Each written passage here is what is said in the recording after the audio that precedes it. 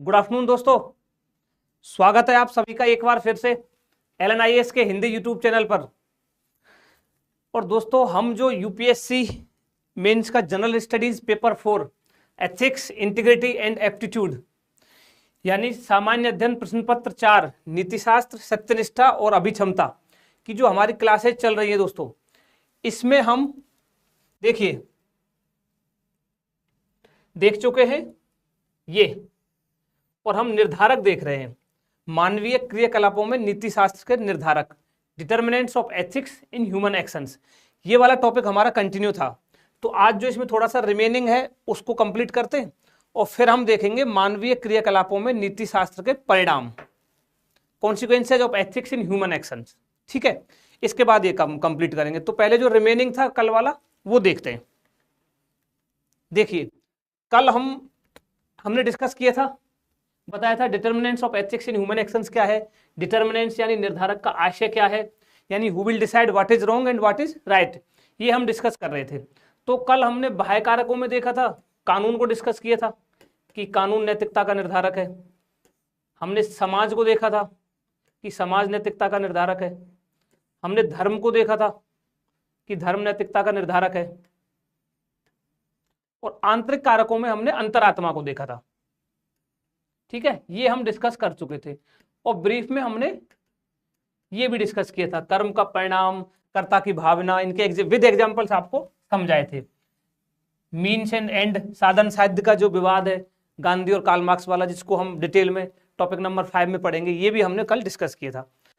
तो आज दोस्तों हम देखेंगे कि परिणाम नैतिकता का निर्धारक है।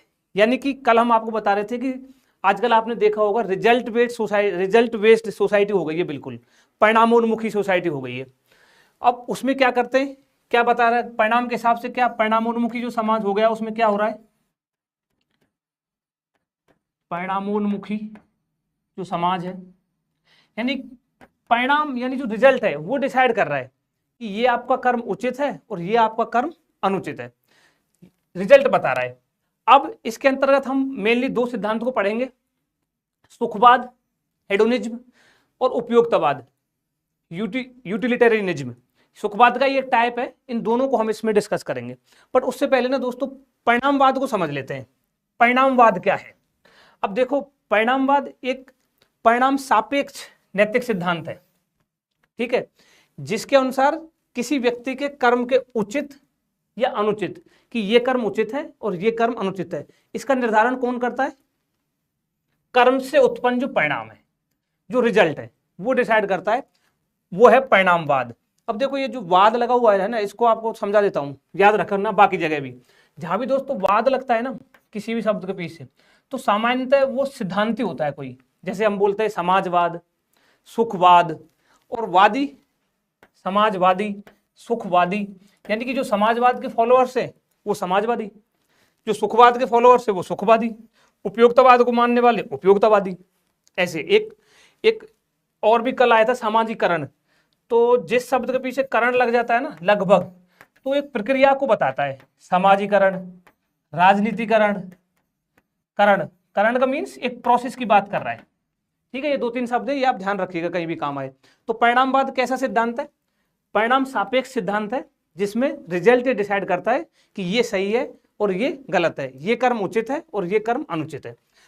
अब ये तो परिणाम सापेक्ष है। एक परिणाम निरपेक्ष सिद्धांत भी होता है, जिसको हम टॉपिक नंबर जो 5 है ना हमारा, भारत एवं विश्व के नैतिक विचारक, उसमें पढ़ेंगे। इमैनुअल कांट को जब हम पढ़ेंगे तो उनका डिओन्टोलॉजिकल जो परिणाम निरपेक्ष जो नैतिकता सिद्धांत है वो डिस्कस करेंगे। यहाँ हम परिणाम सापेक्ष सिद्धांत को देख रहे हैं। तो इसमें अगर हम बात करते हैं दोस्तों सुखवाद की, देखिए सुखवाद हेडोनिज्म। अब ये क्या कहता है? अभी हमने बताया वाद लग रहा है तुम्हें, सुखवाद यानी सुख को मानने वाला। सुखवाद क्या कहता है? सुखवाद वह परिणाम सापेक्ष नैतिक सिद्धांत है जिसके अनुसार सुख प्राप्ति ही जीवन का चरम लक्ष्य है। यानी कि ये क्या कहते हैं, जिस कर्म से सुख की प्राप्ति हो रही है वो कर्म तो उचित है, और जो कर्म ये जो कार्य लक्ष्य है सुख की प्राप्ति, इसमें अगर कोई कार्य बाधक है, यानी कोई कर्म अगर इसमें बाधक है, तो उस कर्म को ये अनुचित डिक्लेयर कर देते हैं। यानी कि जिस कर्म से सुख की प्राप्ति हो रही है वो उचित कर्म है, और जो कर्म इसमें बाधक है यानी जिस कर्म से सुख की प्राप्ति नहीं हो रही है वो अनुचित कर्म है। सुखवाद ये मानता है। अब सुखवाद में भी अगर हम देखें तो दो प्रकार निकल कर आते हैं। सुखवाद के अगर टाइप्स की बात करें, डिटेल में हम हेडोनिज्म को, सुखवाद को पढ़ेंगे, उपयोगितावाद को भी पढ़ेंगे टॉपिक नंबर 5 में, बट यहां पर जितना रेफरेंस आ रहा है उतना आप समझ लीजिए। एक होता है सुखवाद में दोस्तों स्वार्थवादी सुखवाद। अब देखो शब्द को ही तोड़ो, स्वार्थ, स्वार्थ का मतलब क्या होता है? स्व प्लस अर्थ, यानी अपने लिए। तो स्वार्थवादी सुखवाद क्या कहता है? यानी जो अपने सुख को वरीयता दे, निजी सुख, अपने सुख को जो वरीयता दे। तो स्वार्थवादी सुखवाद क्या हो जाएगा कि स्वार्थवादी सुखवाद वह परिणाम सापेक्ष नैतिक सिद्धांत है जिसके अनुसार अपना सुख प्राप्ति ही जीवन का चरम लक्ष्य है। अर्थात जिस कर्म से अपने सुख की प्राप्ति हो वो कर्म उचित है, और जिस कर्म से अपने सुख की प्राप्ति नहीं हो वो कर्म अनुचित है, ऐसा कहेगा स्वार्थवादी सुखवाद। वही अगर हम बात करते हैं परार्थवादी सुखवाद की, परार्थवादी, तो देखिए परार्थ का क्या आशय है? परार्थ मीन्स पर प्लस अर्थ, पर प्लस अर्थ, गुड आफ्टरनून, पर प्लस अर्थ, यानी कि दूसरों के लिए, यानी जो दूसरों के सुख की बात करता है वो परार्थवादी सुखवाद है। अब परार्थवादी सुखवाद की क्या डेफिनेशन हो जाएगी? परार्थवादी सुखवाद वह परिणाम सापेक्ष नैतिक सिद्धांत है जिसके अनुसार दूसरों के सुख प्राप्ति ही जीवन का चरम लक्ष्य है। अर्थात जिस कर्म से दूसरों के लिए सुख की प्राप्ति हो रही है वो कर्म उचित माना जाएगा इनके हिसाब से, और जो इसमें बाधक है वो अनुचित माना जाएगा, ऐसा कहता है परार्थवादी सुखवाद। ये दो सुखवाद है। आई होप समझ में आ रहा होगा सब, ठीक है। अब इनमें भी दोस्तों अगर कैटेगराइज करें कि दोनों को ही, स्वार्थवादी सुखवाद को भी और परार्थवादी सुखवाद को भी, तो इन दोनों के टाइप ये बनकर आते हैं, निकृष्ट स्वार्थवादी सुखवाद और निकृष्ट परार्थवादी सुखवाद। ऐसे ही उत्कृष्ट स्वार्थवादी सुखवाद और उत्कृष्ट परार्थवादी सुखवाद। देखो इसको ऐसे समझो, मिटा देते हैं इसको। देखो दोनों के ये टाइप हैं, स्वार्थवादी सुखवाद के दो टाइप हैं, निकृष्ट और उत्कृष्ट। ऐसे देखो, यानी निकृष्ट सुख क्या होगा? अब जो मान लीजिए शारीरिक सुख को वरीयता देता हो, सिर्फ शारीरिक सुख की बात कर रहा है, वो है निकृष्ट, और अगर जो मानसिक सुख को वरीयता दे रहा है तो वो है उत्कृष्ट। ऐसे ही ये स्वार्थवादी के दो टाइप हो गए, निकृष्ट और उत्कृष्ट। ऐसे ही परार्थवादी के भी दो टाइप हो जाएंगे, वही निकृष्ट और उत्कृष्ट। यानी कि अगर दूसरों का, जो परार्थवादी क्या कहते हैं, दूसरों के सुख की प्राप्ति जीवन का चरम लक्ष्य है इनका। जो कर्म दूसरों के सुख की प्राप्ति में सहायक है वो उचित कर्म है, और जो इसमें बाधक है वो अनुचित कर्म है। तो उसके दो टाइप है, निकृष्ट, शारीरिक सुख को जो वरीयता दे रहा है वो निकृष्ट है, और जो मानसिक सुख को वरीयता दे रहा है वो उत्कृष्ट है, ठीक है। अब इसका ही सुखवाद का ही एक टाइप है, इसमें चारवाक को भी देखेंगे, चारवाक भी सुखवादी है। चारवाक डिटेल में हम देखेंगे टॉपिक नंबर 5 में। अब आप कमेंट करके बताओ कि चारवाक इनमें से कौन सा है? चारवाक दोस्तों स्वार्थवादी सुखवाद है, वो सिर्फ अपने सुख की बात करता है, और अगर कैटेगराइज करें इसमें भी तो वो निकृष्ट सुखवादी है, क्योंकि वो केवल शारीरिक सुख की बात करता है चारवाक। वही उपयोगितावाद, वो भी सुखवाद है। अब देखते हैं उपयोगितावाद को। उपयोगितावाद क्या कहता है? उपयोगितावाद भी क्या है? ये भी एक परिणाम सापेक्ष नैतिक सिद्धांत है, और इसके अनुसार देखो, ये इसमें लाइन रखना, याद रखना बहुत अच्छे से। अधिकतम व्यक्तियों को अधिकतम सुख इनकी नैतिकता का मानदंड है। ये क्या कहते हैं? यानी जिस कर्म से अधिकतम व्यक्तियों को अधिकतम सुख मिल रहा है, ये जो लाइन हमने हाईलाइट की है, जिस कर्म से अधिकतम व्यक्तियों को अधिकतम सुख की प्राप्ति हो रही है वो कर्म तो इनके अनुसार उचित है, और जो कर्म इसमें बाधक है, यानी जिस कर्म से अधिकतम व्यक्तियों को अधिकतम सुख नहीं मिल रहा है, वो इनके लिए अनुचित कर्म है, ये ऐसा कहते हैं। अब इसमें भी दो हैं दोस्तों, एक बेंथम है और एक मिल है। जेएस मिल जो है ये मानसिक सुख को वरीयता देते हैं, मानसिक सुख, यानी कि अभी देखा था तो ये कौन से हो गए? उत्कृष्ट सुखवादी है, उत्कृष्ट सुखवादी है। वहीं अगर हम बात करते हैं बेंथम की, ये शारीरिक सुख को वरीयता देते हैं। हाँ, ये अंतर थोड़ा याद रखना दोनों का, है ना। वैसे डिटेल में 5वें नंबर के टॉपिक में पढ़ेंगे, बट यहाँ पर भी याद रखना, बेंथम शारीरिक सुख को वरीयता देते हैं, ठीक है, और मिल जो है वो मानसिक सुख को वरीयता देते हैं। मिल उत्कृष्ट सुखवादी हो गए और बेंथम निकृष्ट हो गए, क्योंकि शारीरिक सुख को वरीयता दे रहे हैं। अभी हमने देखा था उत्कृष्ट और निकृष्ट में अंतर। अब एक और डिफरेंस इसमें निकल के आएगा इन दोनों में, क्या आएगा देखिए, जो मिल है यानी जो बेंथम है, पहले बेंथम को देखो, 1 सेकेंड। बेंथम है ना दोस्तों, ये सुखों में ना, सुख जो है बेंथम सुखों में जो गुणात्मक भेद है, सुखों में जो गुणात्मक भेद है, गुणात्मक भेद उसको नहीं मानते, भेद को नहीं मानते, ये याद रखना, भेद को नहीं मानते। गुणात्मक भेद मीन्स यानी इनके अनुसार सिर्फ शारीरिक सुख को ये सब कुछ मानते हैं, ये नहीं मानते कि शारीरिक सुख से ऊपर भी कोई सुख है जिसको मानसिक सुख कहते हैं। ये सुखों में जो गुणात्मक भेद है, जो क्वालिटेटिव जो डिफरेंस है शारीरिक सुख और मानसिक सुख में, ये उसको नहीं मानते हैं। क्यों? क्योंकि ये शारीरिक सुख को ही वरीयता देते हैं। वही जो मिल है दोस्तों, जेएस मिल जो है, मिल जो है ये जो सुख है उन सुखों में गुणात्मक भेद को ये मानते हैं। बेंथम गुणात्मक भेद को नहीं मानते और मिल गुणात्मक भेद को मानते हैं। ये वाला डिफरेंस आप क्लियर कट याद रखिएगा, ठीक है। अब ये गुणात्मक भेद को मानते हैं तो ऑब्वियस सी बात है, दो ये मानसिक सुख को वरीयता देंगे, ठीक है। ये इन दोनों में बेसिक अंतर है बेंथम और मिल का। तो हमने सुखवाद देखा इन ब्रीफ, बहुत ब्रीफ में देखा ये, और उपयोगितावाद देखा। अब इसकी आलोचना की अगर हम बात करें, क्योंकि क्वेश्चन ऐसे ही आते हैं ना, तो आलोचना में देखिए पहला पॉइंट क्या हो सकता है दोस्तों, हो सकता है ना कि जो कर्म है वो अनुचित हो, है ना, लेकिन जो उसका परिणाम है वो अच्छा हो, ऐसी संभावना है। तो फिर हम परिणामवाद को कैसे माने कि नैतिकता का निर्धारक है। इसको एग्जाम्पल से समझो। अब कोई व्यक्ति दान दे रहा है, ठीक है, पैसा दान कर रहा है, तो उसका जो रिजल्ट है, यानी दान देना जो उसका रिजल्ट है, वो तो अच्छी बात है, दान देना अच्छी बात है। बट उसने जो पैसा इकट्ठा किया है वो भ्रष्टाचार से किया है, भ्रष्ट आचरण करके, ये इनके इन प्रकार उसने किसी का, मान लीजिए किसी की डकैती हत्या करके उसने पैसा कमाया हो, यानी वो उसका परिणाम जो है वो तो अच्छा है, वो दान दे रहा है, बट उसका कर्म वो अनुचित है, ऐसी संभावना है ना। तो उपयोगितावाद, एक सेकंड, इस स्लाइड में मिसमैच हो रही, हाँ, यानी उसने कर्म कैसा है, उसका अनुचित है, भ्रष्टाचार से उसने पैसा इकट्ठा किया है, बट जो परिणाम क्या आ रहा है कि वो दान दे रहा है, दान कर रहा है, तो ऐसी संभावना है ना। परिणाम अच्छा होते हुए भी कर्म अनुचित हो सकता है, जैसे भ्रष्टाचार से एकत्रित धन को दान में देना। अब इसका दूसरा एक पॉइंट ऑफ व्यू भी हो सकता है, वो क्या हो सकता है कि हो सकता है रिजल्ट खराब हो, रिजल्ट जो है वो 0 हो, ये संभावना है ना, रिजल्ट खराब हो बट जो कर्म किया है वो एकदम परफेक्ट हो, एकदम उचित हो। कैसे? कल भी हमने डिस्कस किया था, डॉक्टर वाला एग्जांपल लिया था, यानी डॉक्टर है कोई, अब कोरोना वाला टाइम ही ले लीजिए, मान लीजिए डॉक्टरों ने कितनी कोशिश की लोगों को बचाने की, खूब कोशिश की ना, लेकिन उनका रिजल्ट क्या था, रिजल्ट 0 था।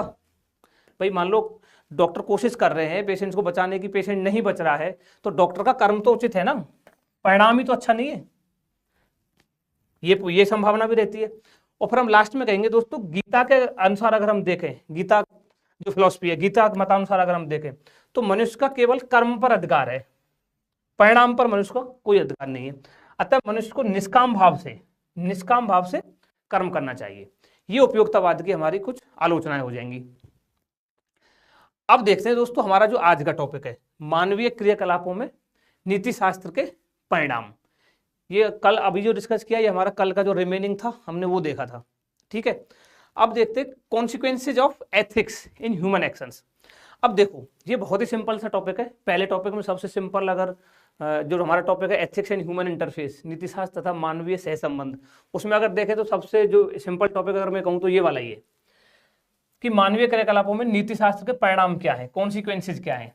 और इसके लिए ना आपको अलग अलग बुक्स में अलग अलग मिल सकता है और अलग अलग टीचर अलग अलग भी पढ़ा सकते हैं इसको, देखिए। लेकिन हम यहाँ पे देखेंगे हमने क्या पढ़ा था नीति शास्त्र में, हमने देखा था नीति शास्त्र में कि नीति शास्त्र में हम क्या करते हैं भाई, जो मानवीय क्रियाकलाप है या मानवीय जो आचरण है या ऐच्छिक कर्म है, मानवीय क्रियाकलापों का मूल्यांकन करते हैं।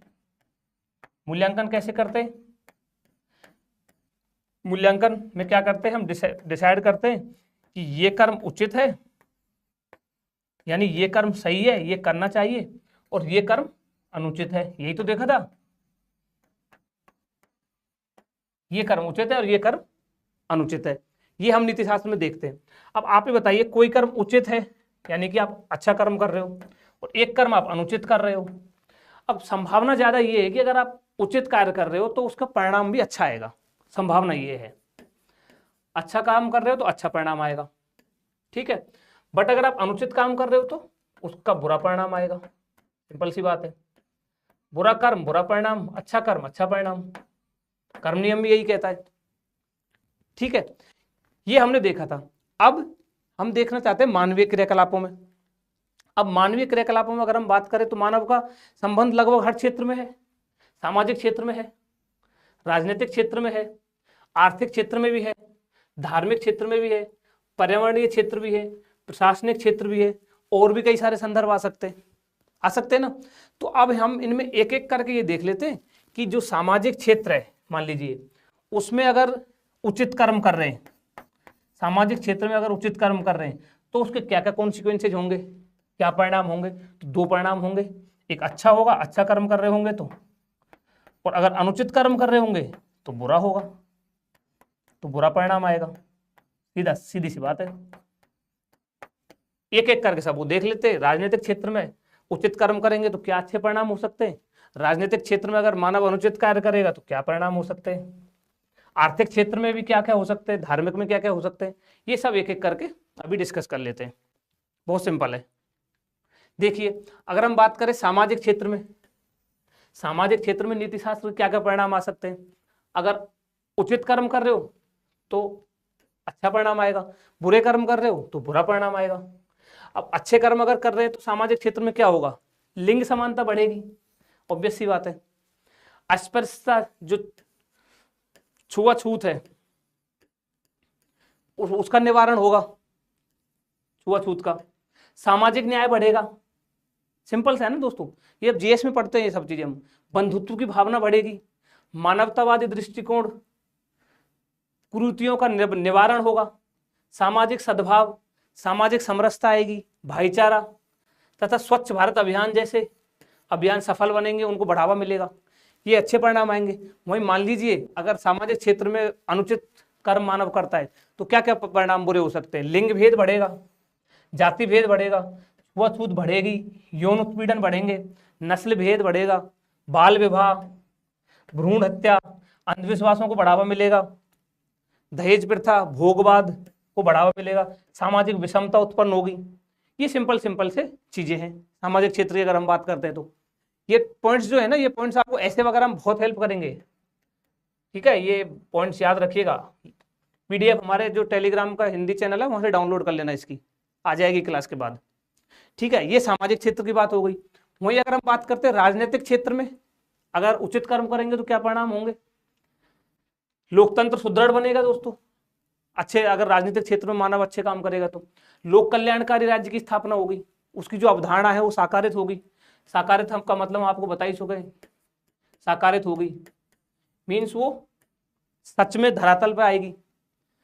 और जन लोकपाल जैसे जो जनहितैषी कार्य हैं उनमें संलग्नता बढ़ेगी, लोकतांत्रिक मूल्यों का साकारीकरण होगा, समानता की स्थापना होगी, स्वस्थ जनमत बनेगा, संवैधानिक मूल्यों का साकारीकरण होगा, स्वतंत्रता, ये सब यानी बहुत सारे इत्यादि और भी इसमें जुड़ सकते हैं अच्छे परिणाम। बुरे परिणामों में क्या क्या हो सकता है? अगर राजनीतिक क्षेत्र में ये सब होगा तो भाई भतीजावाद बढ़ेगा, सांप्रदायिकता, क्षेत्रवाद, राजनीतिक आपराधिक गठजोड़, भ्रष्टाचार, जनहित के कार्यों में न्यूट्रलिटी, भाषावाद बढ़ेगा, वोट बैंक की राजनीति, नक्सलवाद, आतंकवाद, ये सब समस्या उत्पन्न होंगी। ये राजनीतिक क्षेत्र में है। इसके बाद बात करते हैं आर्थिक क्षेत्र में। अगर नीति शास्त्र के परिणामों की बात करें तो हम बात करें अगर अच्छे परिणाम क्या क्या हो सकते हैं इकोनॉमिक क्षेत्र में, समावेशी विकास होगा। समावेशी मीन्स सबका विकास होगा दोस्तों, इंक्लूसिव ग्रोथ डेवलपमेंट, सतत विकास होगा, गरीबी उन्मूलन, मूलभूत आवश्यकताओं की पूर्ति होगी, सरकारी नीतियों एवं योजनाओं का प्रभावी एवं समयबद्ध क्रियान्वयन होगा, आर्थिक स्वावलंबन इत्यादि, ये इसमें अच्छे परिणाम होंगे। वहीं बुरे परिणामों की बात करें तो भ्रष्टाचार बढ़ेगा, घोटाला, कर वंचना, गरीबी, बेरोजगारी, आर्थिक विषमता, जमाखोरी, मुनाफाखोरी, मिलावट, लोक निधि का दुरुपयोग, ये हमारे टॉपिक में भी है सिलेबस में, लोक निधि का सदुपयोग, लोक निधि का दुरुपयोग होगा, जो विकास की दर है वो मंद हो जाएगी, कुपोषण इत्यादि समस्या उत्पन्न होंगी। तो ये बहुत ही सिंपल से चीजें हैं, क्या क्या परिणाम होंगे। वही बात करते हैं अगर धार्मिक क्षेत्र की, तो धार्मिक क्षेत्र में क्या क्या अच्छे परिणाम हो सकते हैं। धार्मिक सहिष्णुता बढ़ेगी, धार्मिक सद्भाव बढ़ेगा, सर्वधर्म संभाव, धार्मिक समरसता इत्यादि, और भी कई सारे पॉइंट आप खुद भी ऐड कर सकते हो इनमें। वही बुरे परिणामों में क्या क्या हो सकता है दोस्तों, सांप्रदायिकता बढ़ेगी, कट्टरता बढ़ेगी, परस्पर अविश्वास, दंगे, धार्मिक वैमनस्यता, ये सब अगर अनुचित कर्म करेंगे तो इसके बुरे परिणाम होंगे। ये बात हो गई धार्मिक क्षेत्रों की। अब बात करते हैं कुछ पर्यावरणीय क्षेत्रों की, बात कर लीजिए। तो अच्छे परिणाम क्या क्या आ सकते हैं भाई, गैर परंपरागत जो ऊर्जा स्रोत है उनको बढ़ावा मिलेगा, ऑब्वियस सी बात है। इको फ्रेंडली टेक्निक्स को बढ़ावा मिलेगा, नदियों का कायाकल्प, जैव विविधता का संरक्षण होगा, ये अच्छे परिणाम आएंगे। वही बात करते हैं अगर बुरे परिणामों की, तो देखो पॉल्यूशन है ही, अभी प्रदूषण की कितनी समस्या है, दिल्ली हर बार चर्चा में रहती है। अम्ल वर्षा, ओजोन परत का क्षरण, मैंग्रोव विनाश, प्राकृतिक आपदाएं, लैंडस्लाइड, भूस्खलन, पर्यावरणीय असंतुलन, जलवायु परिवर्तन, ग्लोबल वार्मिंग, ये सब बहुत सारे पॉइंट्स आप भी ऐड कर सकते हो। ये बात कर रहे हैं पर्यावरणीय क्षेत्र की। अब बात करते हैं दोस्तों अगर प्रशासनिक क्षेत्र में देखें, जिसकी हम तैयारी कर रहे हैं, तो अगर आप उचित कर्म करोगे प्रशासन में जाने के बाद, तो उचित कर्म करेगा कोई प्रशासनिक अधिकारी, तो क्या होगा, जवाबदेहिता बढ़ेगी, ट्रांसपेरेंसी आएगी सिस्टम में, पारदर्शिता, सत्यनिष्ठता इंटीग्रिटी को बढ़ावा मिलेगा, गैर पक्षपातपूर्ण तरीकों को बढ़ावा मिलेगा, सुशासन आएगा, गुड गवर्नेंस, सार्वजनिक कार्यों में जन सहभागिता, नागरिक केंद्रित शासन, नवाचार, संवेदनशीलता, वस्तुनिष्ठता, लोक निधि का सदुपयोग होगा, ये सब अच्छे परिणाम आएंगे। वहीं अगर अनुचित कर्म करेगा कोई तो लालफीताशाही बढ़ेगी, भ्रष्टाचार को बढ़ावा मिलेगा, औपनिवेशिक मानसिकता, अंग्रेजों के जो हम औपनिवेश थे उस टाइम की जो मानसिकता है वो बढ़ेगी, नेताओं और नौकरशाहों के बीच गठजोड़ बनेगा।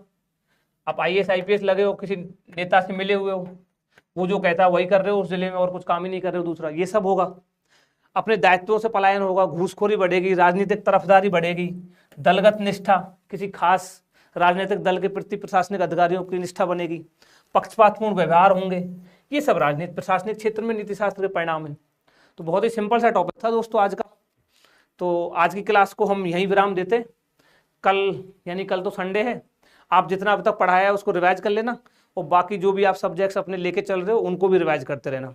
मंडे को मिलते हैं दोस्तों, स्टे हेल्दी, स्टे हैप्पी।